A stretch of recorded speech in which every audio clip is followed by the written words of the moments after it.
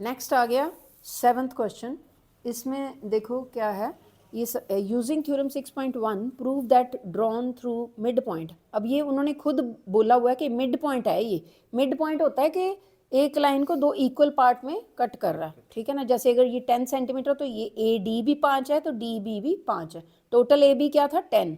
मतलब अभी ये कहा नहीं हुआ, ये मिड पॉइंट ही बोला। मिड पॉइंट से कहते हैं एक लाइन ड्रॉ की हुई है दूसरी साइड पे, एक लाइन ड्रॉ की यहाँ पे दूसरी साइड, ये दूसरी किसकी साइड है, ट्रायंगल की। एक लाइन ड्रॉ की है तो कह रहे हैं parallel to another bisect the third. तो एक लाइन ड्रॉ की है, खुद बता रहे हैं, अब यहाँ पे खुद बता रहे हैं कि ये पैरेलल है बीसी से, ठीक है, तीसरी पे ड्रॉ की हुई है।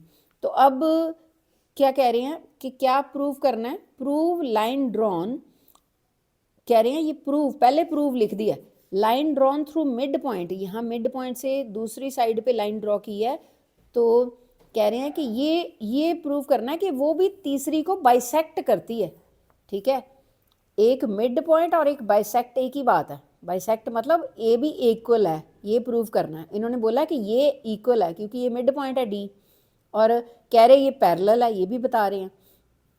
प्रूव यहाँ पे लिखा हुआ है और ये बाइसेक्ट यहाँ पे लिखा हुआ है, इकट्ठा नहीं लिखा प्रूव के वो बाइसेक्ट कर रहे हैं। तो ये समझना है कि ये प्रूव करना है कि ए ई इज इक्वल टू ई सी, ठीक है। तो कैसे प्रूव करेंगे, पहले तो ये उन्होंने बोल ही दिया कि ये पैरेलल है, तो हम कहेंगे सिंस दिस इज पैरेलल, तो फिर आप वो रेशो बनाओ। रेशो क्या बनाओगे, A D divided by D B, बिल्कुल ठीक है, इज इक्वल टू बिल्कुल ठीक है।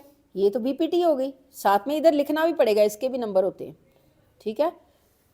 तो बिकॉज ऑफ बीपीटी, अब इतनी बात लिख दी है, तो फिर अब इसमें वैल्यू भरो, ए डी और डी बी इक्वल है ना, तो मान लो ए डी भी एक है और डी बी भी एक है, तो आंसर क्या आएगा, एक ही आएगा, 1 1 ज़ा 1। तो फिर ए ई ओवर ई सी भी एक ही आ जाएगा ना, A E over E C is equal to 1 ही आ जाएगा ना, क्योंकि ये 1 है, क्योंकि ये इक्वल थे।